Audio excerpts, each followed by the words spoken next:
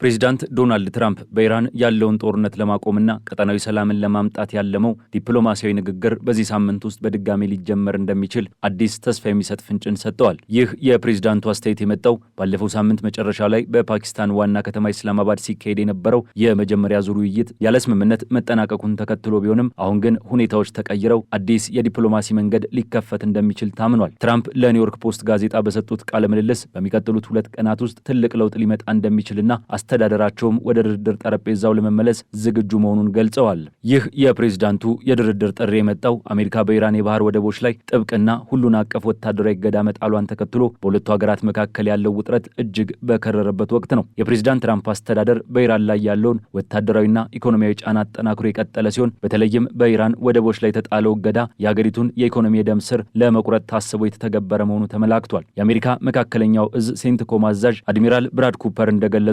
የአሜሪካ ኃይሎች ኦፕሬሽኑን በጀመሩ በመጀመሪያዎቹ 36 ሰዓታት ውስጥ ወደ ኢራን የሚገቡና ከኢራን የሚወጡ ማንኛውም የባህር ላይ የንግድ እንቅስቃሴዎች በተሟላ ሁኔታ ማቆም ችለዋል ብለዋል። አድሚራሉ አክለውም የኢራን ኢኮኖሚ 90 በመቶ በዓለም አቀፍ የባህር ንግድ ላይ የተመሰረተ በመሆኑ ይህ እገዳ በቴህራን ላይ ከፍተኛ ኪሳራ እያደረሰ መሆኑን ገልጸዋል። ይህ በእንዲህ እንዳለ አሜሪካ ከ10 በላይ የጦር መርከቦችንና 10 ሺህ የሚጠጉ ወታደራዊ አባላትን በመጠቀም የኢራንን ወደቦች በማነቆ ውስጥ ብታስገባም የቢቢሲ የመርከብ መከታተያ መረጃዎች ግን እገዳው ሙሉ በሙሉ እንዳልተሳካ ይጠቁማሉ።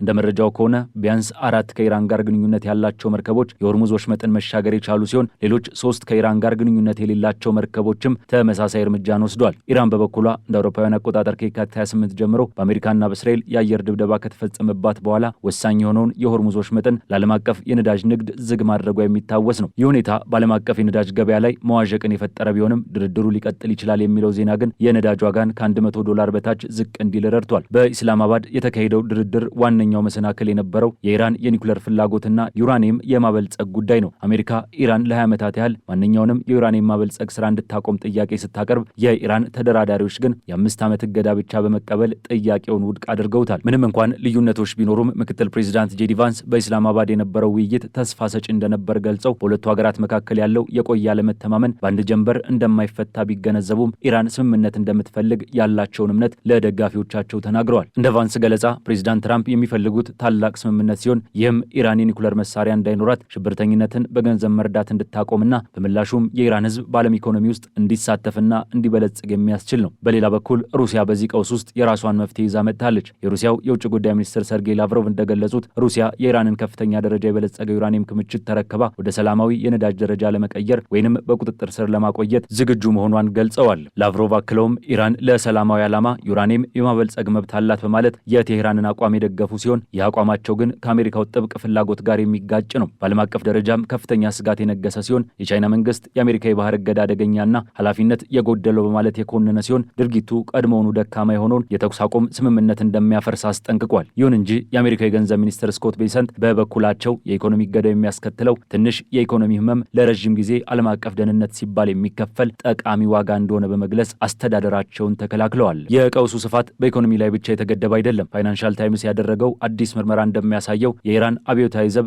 የቻይናን ሳተላይት ቴክኖሎጂ በመጠቀም በመካከለኛው ምስራቅ የሚገኙ የአሜሪካ የጦር ሰፈሮችን ኢላማ ሲያደርግ ነበር። ይህ መረጃ ትራምፕ ከቻይናው መሪ ሺጂንፒንግ ጋር በሚያደርጉት ስብሰባ ላይ ትልቅ ጥላ ሊጥል እንደሚችል ቢገመትም ትራምፕ ግን ከሺ ጋር በደብዳቤ እንደተገናኙና ቻይና ለኢራን መሳሪያ እየላከች እንዳልሆነ ሺ ማረጋገጫ እንደሰጧቸው ተናግረዋል። ሆኖም የአሜሪካ የደህንነት ተቋማት ቻይና በሚቀጥሉት ሳምንታት አዳዲስ የአየር መከላከያ ስርዓቶችን ለኢራን ለመስጠት እየተዘጋጀች መሆኑን የሚጠቁሙ መረጃዎች እንዳላቸው ሲኤንኤን ዘግቧል። ይህ በእንዲህ እንዳለ የፓኪስታን ጠቅላይ ሚኒስትር ሻህባዝ ሻሪፍ ወደ ሳውዲ አረቢያ፣ ኳታርና ቱርክ የሚያደርጉት አስቸኳይ የዲፕሎማሲ ጉዞ ጀምረዋል። ፓኪስታን በአሁኑ ወቅት በአሜሪካና በኢራን መካከል እንደ ብቸኛ የዲፕሎማሲ ድልድይ ሆና እያገለገለች ትገኛለች። ትራምፕም የፓኪስታን ሚና ከፍተኛ መሆኑን በመግለጽ ለጠቅላይ ሚኒስትሩ እውቅና ሰጥተዋል። በውስጥ ፖለቲካው በኩል ደግሞ ትራምፕ ከሃይማኖታዊ መሪዎች ጋር ሳይቀር ግጭት ውስጥ ገብተዋል። ፕሬዚዳንቱ ከርዕሰ ሊቃነ ጳጳሳት ሊዮ ጋር ያላቸው የቃላት ጦርነት የቀጠሉ ሲሆን ጳጳሱ ስለ ጦርነቱ ምንም አይነት እውቀት እንደሌላቸውና መናገር እንደሌለባቸው ገልጸዋል። ትራምፕ በኢራን ኒኩለር መኖሩ ተቀባይነት የለውም ካሉ በኋላ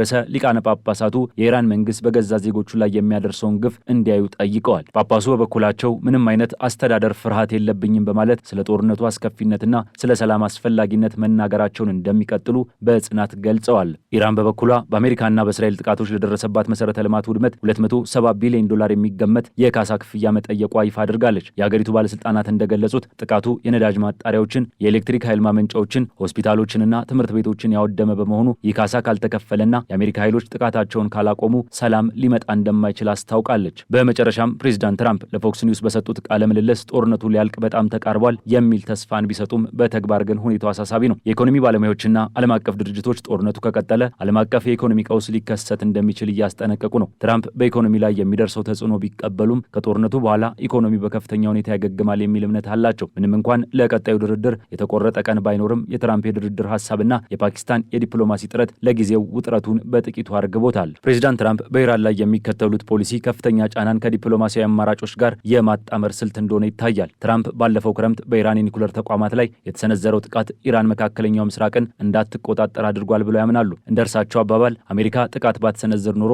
ቴህራን በሳምንታት ውስጥ እንደ ሳውዲ አረቢያ፣ ኳታርና የተባበሩት አረብ ኤምሬቶች ያሉ ሀገራትን ትወር ነበር። ይህ የፕሬዝዳንቱ አቋም በባህረ ሰላጤው ሀገራት ዘንድ ድጋፍ ቢኖረውም ጦርነቱ ግን አሁንም በከፍተኛ ሁኔታ መቀጠሉ ስጋትን ፈጥሮባቸዋል። በአሁኑ ወቅት በዋሽንግተን የሚካሄደው በእስራኤልና በሊባኖስ መካከል ያለው ድርድር ሌላው ትኩረት የሚስብ ጉዳይ ነው። ምንም እንኳን የአሜሪካ ባለስልጣናት የድርድር ከኢራኑ ጋር ግንኙነት የለውም ቢሉም ቀጠናዊ ጦርነቱን ለማርገብ ግን ትልቅ ፋይዳ አለው። ኢራን ግን አሁንም የአሜሪካ ጥያቄዎች ሙሉ በሙሉ ለመቀበል ፍቃደኛ አልሆነችም። በተለይም የ20 ዓመቱ የዩራኒየም ማበልጸግ እገዳ ለቴህራን ሉዓላዊነትን አሳልፎ የመስጠት ያህል ነው የሚታየው። የኢራን መንግስት ቃል አቀባይ እንደገለጹት ሀገራቸው ለደረሰባት መጠነ ሰፊ ውድመት ተገቢውን ካሳ ሳይከፈል የሚደረግ ማንኛውም ድርድር ውጤታማ አይሆንም። ይህ የካሳ ጥያቄ የኢራን ድልድዮች፣ ወደቦችን፣ የባቡር መስመሮችንና የውሃ ማጣሪያ ተቋማትን መልሶ ለመገንባት የሚውል መሆኑን ገልጸዋል። ይህ በእንዲህ እንዳለ የተባበሩት መንግስታት ዋና ጸሐፊ አንቶኒዮ ጉቴሬዝ ሁለቱም ወገኖች ወደ ድርድር ጠረጴዛ እንዲመለሱ ጥሪ አቅርበዋል። ጉቴሬዝ የኢስላማባዱ ድርድር ዳግም የመጀመር ዕድሉ ከፍተኛ መሆኑን ገልጸው ዓለም ሌላ ጦርነት የመሸከም አቅም እንደሌላት አስገንዝበዋል። የነዳጅ ገበያውም ይህንን የሰላም ተስፋ በመጠባበቅ ላይ ይገኛል። ፕሬዚዳንት ትራምፕ ግን አሁንም በራሳቸው ስልት ላይ